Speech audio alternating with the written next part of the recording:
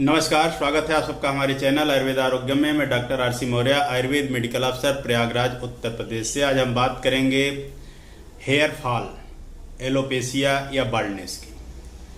आम जनमानस की यह एक जटिल समस्या है। ज़्यादातर लोगों में यह समस्या देखने को मिलती है कि बाल बहुत तेज झड़ रहे हैं और जितनी तेज़ी से बाल झड़ते हैं उतनी तेज़ी से बाल फिर आते नहीं हैं। इस तरह बालों की संख्या कम होती जाती है और गंजेपन का हम शिकार होने लगते हैं। तो आज इसी विषय पर हम बात करेंगे कि वो कौन सी व्यवस्था है, वो कौन से कारण हैं, कौन सी आयुर्वेदिक औषधियां हैं और वो कौन कौन से योगा हैं या उपाय हैं जिनके सेवन से या जिनका पालन करने से हम इस समस्या से निजात पा सकते हैं, या इनमें से कौन सी समस्या या किस तरह की प्रॉब्लम जो हमारी है वो दूर हो सकती है या नहीं हो सकती है। काफ़ी समस्याएं दूर हो जाती हैं, बहुत कुछ ऐसी हैं जो नहीं हो पाती हैं। इसी विषय पर आज मैं बात करूंगा। कृपया अंत तक बने रहें वीडियो के और ध्यानपूर्वक सुनेंगे तो आप निश्चित रूप से लाभान्वित होंगे। तो आइए हम बात करते हैं एलोपेशिया, बाल्डनेस या हेयर फॉल की। यह एक टेम्परेरी या परमानेंट समस्या हो सकती है। टेम्परेरी मतलब कुछ समय के लिए और परमानेंट मतलब लंबे समय के लिए, हमेशा के लिए हो सकती है। बालों का झड़ना अचानक या लगातार हो सकता है। पुरुषों में यह बहुत कॉमन है। सामान्यतया 50 से 100 बाल प्रतिदिन गिरते हैं और उतने ही नए निकलते हैं। लेकिन यदि यह रेशियो बिगड़ जाए, यानी कि बालों का गिरना ज़्यादा तेज हो और उसकी तुलना में बालों का निकलना कम हो, तो बाल्डनेस की स्थिति उत्पन्न होती है। धीरे धीरे सर के बीच वाले हिस्से या ऊपरी हिस्से के बाल पतले होने लगते हैं और कमज़ोर होने लगते हैं और उनमें गिरने की टेंडेंसी बढ़ जाती है। तो इसके पीछे क्या कारण है, आज उन्हीं कारणों पर मैं बात करूंगा। तो सबसे पहला कारण है हेरिडेटरी, यानी जेनेटिक, अनुवांशिक रूप से जो समस्याएं होती हैं, जैसे जिनके फैमिली मेंबर्स के बाल ऑलरेडी गिरे हुए हों या जिनमें फैमिली हिस्ट्री मिल रही हो, उनके पिता, उनके नाना, उनके बाबा, इस तरह के पैटर्न में अगर बालों का गिरना रहा हो तो निश्चित रूप से आने वाली जनरेशन में यह समस्या होती है। और इसमें मेल पैटर्न और फीमेल पैटर्न के हेयर फॉल या बाल्डनेस उत्पन्न हो सकती है। इसमें प्रिवेंशन के चांस और या फिर से रिकवरी के चांस बहुत ही कम होते हैं। दूसरा कारण है हार्मोनल चेंजेज। हार्मोनल चेंजेज, अगर पुरुषों में टेस्टोस्टेरोन लेवल कम हो जाए, यानी कि जो टेस्टोस्टेरोन हार्मोन होता है उसकी मात्रा अगर कम होने लगती है तो धीरे धीरे हेयर्स के ग्रोथ, उनकी संख्या कम होने लगती है। महिलाओं में प्रेगनेंसी में या डिलीवरी के बाद या मेनोपॉज की स्थिति में या हार्मोनल इम्बैलेंस की स्थिति में या थायराइड प्रॉब्लम की वजह से भी बालों का गिरना बहुत तेज होता है। मेंस्ट्रुअल डिस्टर्बेंस हो, मेंस्ट्रुअल डिसऑर्डर चल रहा हो, हार्मोनल इम्बैलेंस हो, ये महिलाओं में बहुत कॉमन है। इसलिए उनमें बालों के गिरने की संख्या ज़्यादा होती है और हेयर फॉल की स्थिति ज़्यादा देखने को मिलती है। कुछ मेडिकल कंडीशंस मीन्स जैसे किसी को कैंसर हुआ हो, रेडियोथेरेपी या कीमोथेरेपी चल रही हो, तो ऐसे केसेस में बाल, सर के ही नहीं शरीर के भी बाल झड़ जाते हैं। लेकिन यह टेम्परेरी होता है और ज़्यादातर संभावना रहती है इनकी पुनः वापस आ जाने की। कुछ ऐसे व्यक्ति जिनमें हाइपरटेंशन की मेडिसिन चल रही हो, ब्लड प्रेशर की मेडिसिन चल रही हो, हार्ट प्रॉब्लम की मेडिसिन चल रही हो या थायराइड की मेडिसिन चल रही हो या उनमें अर्थराइटिस, गाउट, इस तरह की मेडिसिन चल रही हो या डिप्रेशन या एंटीसाइकोटिक ट्रीटमेंट चल रहा हो, तो उन दवाइयों के साइड इफेक्ट की वजह से भी बालों के झड़ने की स्थिति उत्पन्न हो सकती है। कुछ एज रिलेटेड फैक्टर भी होते हैं, जैसे एजिंग फिनोमेना। इसमें स्वाभाविक रूप से बाल झड़ते हैं। अवस्था जैसे जैसे बीतती है बालों की संख्या कम होने लगती है। यह एक सामान्य प्रक्रिया है, इसमें रिकवरी की चांस नहीं होते हैं। कुछ फंगल इन्फेक्शन जैसे रिंग वर्म इन्फेक्शन या कुछ फंगल ऐसे इन्फेक्शन जिसमें बाल जगह जगह से गायब होने लगते हैं और खालित्य या इंद्रलुप्त की स्थिति उत्पन्न होने लगती है, तो ऐसी जगहों पर उसका ट्रीटमेंट कर दिया जाए तो ठीक हो जाता है। इसमें ठीक होने की संभावना ज़्यादा रहती है। स्ट्रेस या कंडीशनल शॉक या इमोशनल प्रॉब्लम या इस तरह की समस्या जो होती है वो कंडीशनल होती है। इससे भी हेयर फॉल देखने को मिलता है। अगर आप स्ट्रेस से बच सकते हैं या कंडीशनल जो प्रॉब्लम आपके साथ आई है वो अगर दूर हो जाती है तो भी बालों का झड़ना रुक जाता है और इसमें रिकवरी के चांस होते हैं।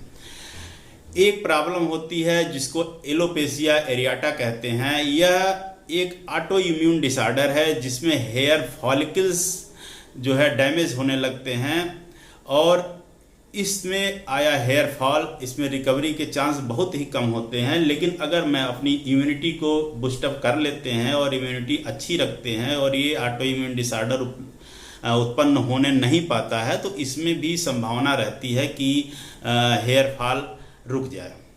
अब मैं इसके आगे बात करूंगा कि वो कौन कौन से प्रिवेंशन के उपाय हैं, वो कौन कौन से तरीके हैं जिससे हेयर फॉल को रोका जा सकता है, बचाया जा सकता है। तो अब प्रिवेंशन की बात करते हैं। प्रिवेंशन में सबसे पहले हम बात करेंगे किन चीज़ों से हमें बचना चाहिए।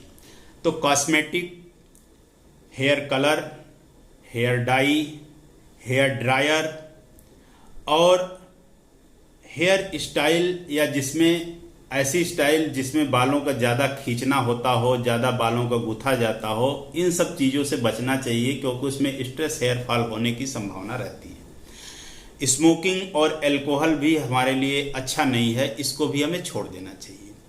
अगली बात आती है बैलेंस डाइट की। बैलेंस डाइट में हमें क्या ज़रूरी होता है बालों के लिए, क्योंकि हमारे जो बाल होते हैं, जो हेयर्स होते हैं, वो ज़्यादातर प्रोटीन के बने हुए होते हैं। तो प्रोटीन अगर डिफिशियंसी हमारे शरीर में हो रही है तो स्वाभाविक रूप से बाल झड़ेंगे। और मिनरल और विटामिन्स भी बहुत बालों के लिए ज़रूरी होते हैं जिसमें आयरन, कैल्शियम, मैग्नीज, सिलीनियम और विटामिन्स, विटामिन ई, इन सब की आवश्यकता होती है। तो हमारा आहार ऐसा होना चाहिए जिसमें पर्याप्त मात्रा में प्रोटीन हो, विटामिन्स हो और मिनरल्स हो। इसके लिए हरी सब्जियां बहुत ही आवश्यक होती हैं और फ्रूट्स आवश्यक होते हैं। यही चीज़ें होती हैं जिसमें पर्याप्त मात्रा में हमें मिनरल्स, विटामिन्स और प्रोटीन मिल सकती हैं। तो हरी सब्जियों में आप जो भी मौसमी या सीजनल हरी सब्जियां उपलब्ध होती हैं उनका सेवन करें, सोयाबीन का सेवन करें, प्रोटीन रिच डाइट का सेवन करें, अंकुरित ग्रेन्स का सेवन करें, जैसे अंकुरित चना है, अंकुरित बादाम है, अंकुरित आपके मूंग है, इस सब चीज़ों का सेवन करें। किशमिश का सेवन करें, किशमिश में काफ़ी आयरन होता है, वो आपके लिए बेनिफिशियल हो सकता है। और छुहारे का भी प्रयोग कर सकते हैं, छुहारे में पर्याप्त आयरन होता है, वो भी आपके लिए फ़ायदेमंद हो सकता है। इसी कड़ी में मैं एक बात और कहूँगा कि कुछ ऐसी चीज़ें होती हैं जिसको सामान्य रूप से हम सेवन नहीं करते हैं, तो उसका भी एक प्रयास होना चाहिए। जैसे एक आजकल ट्रेंड चला हुआ है रॉयल सलाद की, मतलब सलाद खाने की। दिन में एक ऐसा समय सुनिश्चित जरूर करना चाहिए जिसमें हम सलाद का पर्याप्त मात्रा में सेवन करें और उस सलाद में कम से कम 3 तरह के वेजिटेबल और 2 तरह के फ्रूट्स होने चाहिए। 3 तरह के वेजिटेबल्स मीन्स खीरा हो, ककड़ी हो, मूली हो, गाजर हो, इस तरह इन सबों में से 3 चीज़ कम से कम हो, जैसे टमाटर हो। इस तरह सब्जियों में और फ्रूट्स में जो भी आप 2 फ्रूट सेलेक्ट कर सकते हैं जो सीजनल आपको अवेलेबल हो जाए, उनका आप मिलाकर एक सलाद तैयार करें। उस सलाद का प्रतिदिन सेवन करें बीच में। अच्छा, अगली बात है, ये कॉम्बिनेशन और है जिसको हम नियमित रूप से सेवन करें तो हमें अच्छा लाभ होगा। उसमें सबसे बड़ी चीज़ है काला तिल। काला तिल और चंद्रसूर, जिसको चमसूर के नाम से हम जानते हैं, काफ़ी पॉपुलर है, और अलसी। इन तीनों चीज़ों को कलेक्ट कर लें, हल्का सा कढ़ाई में, सूखी कढ़ाई में भून लें, चट करके वो भुना जाता है। इसके बाद उसका पाउडर बना लें, उसमें बादाम और किशमिश मिलाकर लड्डू बना लें और उस लड्डू का प्रतिदिन सेवन करें। इसमें वो ज़रूरी सब्सटेंस होते हैं जो हमारे बालों के लिए नरिशमेंट प्रदान करते हैं और हमारे बालों के जड़ों को मजबूत करते हैं। पर्याप्त मात्रा में विटामिन ई और आयल भी इसमें होता है जो हमारे बालों को नरिशमेंट के साथ साथ में मजबूती प्रदान करता है। ओमेगा 3 फैटी एसिड भी हमारे शरीर को मिलता है और बाल हेल्दी रहते हैं, लंबे होते हैं और जल्दी गिरने नहीं पाते। इसके बाद हम बात करेंगे और कौन सी चीजें हैं, जैसे आंवले का सेवन। आंवला बहुत ही अच्छा एंटीऑक्सीडेंट है, विटामिन सी पर्याप्त मात्रा में होती है, तो आंवले का हम किसी न किसी रूप में अवश्य सेवन करें प्रतिदिन, तो हमें लाभ होगा। औषधियों की बात करते हैं, आयुर्वेदिक औषधियाँ। आयुर्वेदिक औषधियों में बहुत विशेष कोई ऐसी औषधि तो नहीं है, लेकिन अगर हम इन सब चीज़ों के साथ साथ इनका सेवन करेंगे तो निश्चित रूप से हमें लाभ होगा। तो सबसे पहले जो बात होती है, जैसे फंगल इन्फेक्शन हो गया है हेयर में और जगह जगह से बाल गायब हो रहे हैं, तो वहाँ गंधकादि मलहम आता है, उसको लगाने से वो इन्फेक्शन समाप्त होता है। या अगर ये नहीं मिल पाता है तो कौड़ी मार्केट में मिलती है, उसको 2 कौड़ी नींबू के स्वरस में भिगो दीजिए, 1-2 दिन में गल जाता है, और वही पानी उसका लगाइए, तो वो बालों का फंगल इन्फेक्शन या बालों में खुजली या डैंड्रफ समाप्त होने लगते हैं और बाल पुनः धीरे धीरे वापस आने लगता है। आमलकी रसायन एक ऐसी आयुर्वेदिक औषधि है जो सभी आयुर्वेदिक स्टोरों पर उपलब्ध है। आमलकी रसायन की मात्रा 500 मिलीग्राम से 1 ग्राम की मात्रा प्रतिदिन सुबह शाम सेवन करने से लाभ होता है। दूसरा नस्य करने की विधा है ऊर्ध्वजत्रुगत, यानी गले के ऊपर की जो भी समस्याएं होती हैं उसमें नस्य बहुत ही फायदेमंद है, अर्थात नाक में तेल डालना। सरसों का तेल सामान्य रूप से उपलब्ध है, आप घर में प्रतिदिन सरसों का तेल 4 से 6 बूंद नाक में डालें, किसी एक समय डिसाइड कर लें, सुबह या शाम में। अगर सरसों का तेल नहीं है तो बना बनाया ऑयल भी आता है मार्केट में, जिसको अणु तेल या षडबिंदु तेल भी कहते हैं, इसका भी सेवन कर सकते हैं। कुछ लोग रोगन बादाम का भी सेवन करते हैं।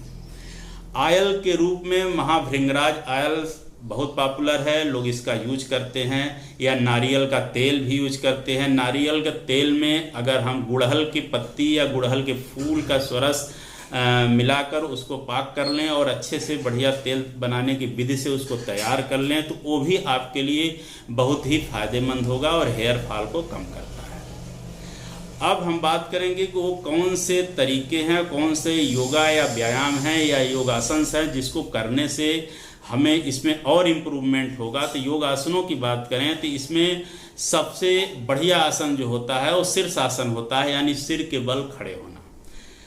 किसी अच्छे योग प्रशिक्षक से आप शीर्षासन का अभ्यास करना सीख लें, या जो भी व्यवस्था हो जैसे किया जा सके, अगर संभव हो तो आप शीर्षासन करें। अगला आसन है सर्वांगासन। सर्वांगासन भी आपके लिए बहुत ही फायदेमंद हो सकता है। पेट यानी डाइजेशन को ठीक रखना भी एक प्रमुख प्रक्रिया है। अगर पेट ठीक नहीं रहता है, प्रॉपर डाइजेशन नहीं है, प्रॉपर बाउल इवैक्यूएशन नहीं हो रहा है, पेट नहीं साफ हो रहा है, तब भी बालों की झड़ने की समस्या तेज होने लगती है। तो कुछ ऐसे आसन जैसे मंडूकासन, पवन मुक्तासन, चक्रासन, ये आसन आपके बाउल की एक्टिविटी को मेंटेन रखते हैं और पाचन क्रिया को ठीक रखते हैं, इसलिए इन आसनों को भी इसके साथ में करने से अच्छा लाभ होता है। कपालभाति, अनुलोम विलोम, ये हमारे ब्रेन के सर्कुलेशन को बढ़ाते हैं और पाचन क्रिया को भी ठीक रखते हैं। तो कपालभाति, अनुलोम विलोम भी निश्चित रूप से करना चाहिए। इससे स्ट्रेस कम होता है, तनाव कम होता है, और संभव हो तो मेडिटेशन भी करें ताकि स्ट्रेस की वजह से जो हेयर फॉल हो रहा हो वो भी ठीक हो। तो इसके साथ ही अगर आप सबको हमारा वीडियो अच्छा लगे तो कृपया लाइक करें, सब्सक्राइब करें और शेयर करें। धन्यवाद।